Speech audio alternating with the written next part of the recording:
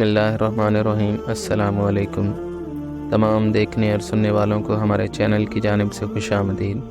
ہماری آج کی ویڈیو میں ایک ولی اللہ کا تذکرہ ہوگا جو بظاہر تو مال و دولت نہ رکھتا تھا، لیکن خدا کے ہاں ایک مقرب انسان تھا۔ کہتے ہیں کہ بصرہ کا ایک سردار ہمیشہ اداس اور غمگین رہا کرتا تھا۔ کسی نے اس سے پوچھا کہ آخر اس پریشانی کا سبب کیا ہے؟ اس پر سردار نے جواب دیا کہ بات کہنے کی نہیں، پر پھر بھی کہتا ہوں، مجھ سے ایک ولی اللہ کی خدمت میں کچھ بے ادبی ہو گئی تھی، اس لیے ڈرتا ہوں کہ قیامت کے روز کہیں اس کے مواخذے میں گرفتار نہ ہو جاؤں۔ واقعہ کچھ اس طرح سے پیش آیا تھا کہ ایک مرتبہ زیارت بیت اللہ کو چلا اور تمام دوست آشنا عزیز و اقربا رخصت کرنے کے لیے حسب دستور دور تک میرے ساتھ آئے، اور اس کے بعد میں نے ان سب کو لوٹا دیا، لیکن ایک شخص زید جو کہ میرے خاص میں سے تھا وہ واپس نہ ہوا۔ میرے بار بار کہنے پر بھی اس نے میرا پیچھا نہ چھوڑا، تو مجبور ہو کر میں نے اس کو جھڑک دیا اور کہا کہ بیت اللہ کا جانا بھی کوئی آسان سمجھا ہے؟ جو ایسے ہی پیدل چلنے کو تیار ہو گئے، میرے ساتھ نہ آؤ اور جس راہ سے تمہارا جی چاہے چلے جاؤ۔ اس نے کہا، اے آقا، کیا خدا اس پر قادر نہیں کہ تم کو زیادہ راہ جلد پہنچا دے اور مجھ کو بے یار و مددگار اور بلا توشہ چھوڑ دے؟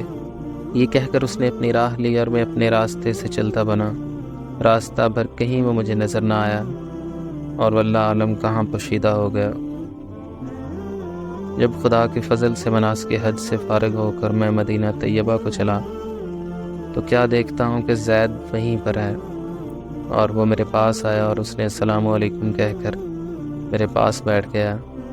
میں نے حیرت سے پوچھا کہ حج کر آئے ہو؟ اس نے کہا، ہاں۔ پھر میں نے سرکتن کہا، حج کی سند بھی ملی ہے کہ نہیں؟ تو کہنے لگا، کیسی سند؟ وہ کس کام آتی ہے؟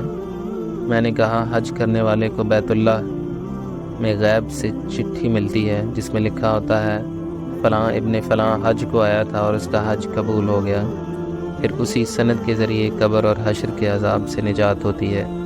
یہ سن کر زید وہاں سے روتا چلاتا بیت اللہ کو واپس بھاگ گیا۔ جب میں حضور اقدس صلی اللہ علیہ وسلم کی زیارت سے فارغ ہو کر لوٹا تو کیا دیکھتا ہوں کہ زید پھر سے میرے پاس آیا ہے، اور السلام علیکم کہنے کے بعد اس نے ایک چٹھی میرے سامنے رکھی جو ایک نہایت عمدہ ریشمی کپڑے میں سبز خط سے زید کے عذاب قبر اور حشر سے نجات کے لیے لکھی ہوئی تھی۔ یہ دیکھ کر میرے تو ہوش اڑ گئے۔ پھر ذرا سکون ہونے پر جب میں نے اس سے معلوم کیا کہ اے زید، اس میں کیا حقیقت ہے، تو اس نے بتایا کہ سنو بھائی، جب میں بیت اللہ پہنچا تو کعبۃ اللہ حاجیوں سے بالکل خالی تھا۔ اس وقت میں نے گڑ گڑا کر زاروں کے تار رونا اور چلانا شروع کیا کہ اے مالک دو جہاں، کیا غریب گناہ گاروں کا حج بھی قابل قبول نہیں؟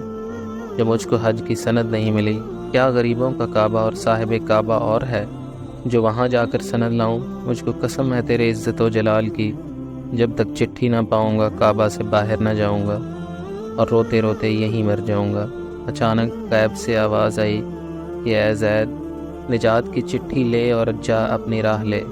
پھر یہ چٹھی میرے ہاتھ میں آ گئی، اس کو لے کر میں چلا آیا۔ یہ سن کر میری حیرت کے انتہا نہ رہی۔ اللہ اللہ، اس شخص کا یہ عالی مرتبہ جس سے میں آج تک واقف نہ تھا۔ پھر عزت و اکرام کے ساتھ میں اس کو اپنے ہمراہ بصرہ لے آیا اور وہ چٹھی نہایت احترام و تعظیم کے ساتھ معطر کر کے صندوق میں بند کر دی۔ جب کبھی جی چاہتا تو کمال ادب و احترام سے نکالتا، اس کی زیارت کرتا، چومتا، آنکھوں سے لگاتا اور پھر محفوظ کر دیتا۔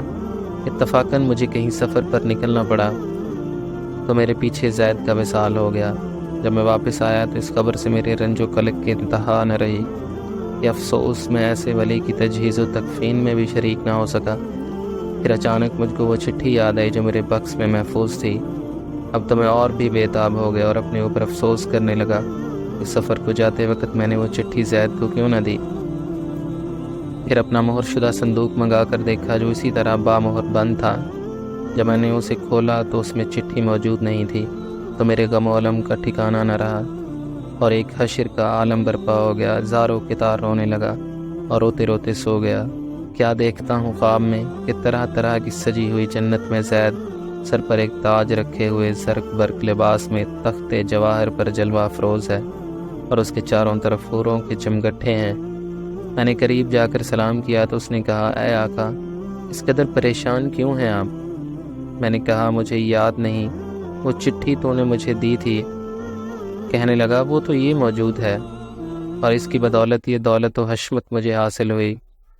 اب آپ کچھ تردد نہ کیجیے، میں اپنی منمانی مراد کو پہنچ گیا ہوں۔ اس کے بعد وہ خواب سے بیدار ہوا اور زارو کتار رونے لگا اور خدا سے گڑ گڑا کر اپنی مغفرت اور بخشش کی دعا کرنے لگا کہ اے اللہ، مجھ سے جہاں کہیں بھی زندگی میں کوئی غلطی سرزد ہوئی مجھے اس کے لیے معاف فرما، اور روز محشر میرا مواخذہ نہ کرنا، اور مجھے بھی اپنے رحم اور کرم کی چھاؤں نصیب کرنا۔ ہم تمام لوگوں کو بھی اس سے سبق ملتا ہے کہ یہ تمام جاہ و حشمت، یہ دولت، یہ مال، یہ سب دنیاوی چیزیں ہیں۔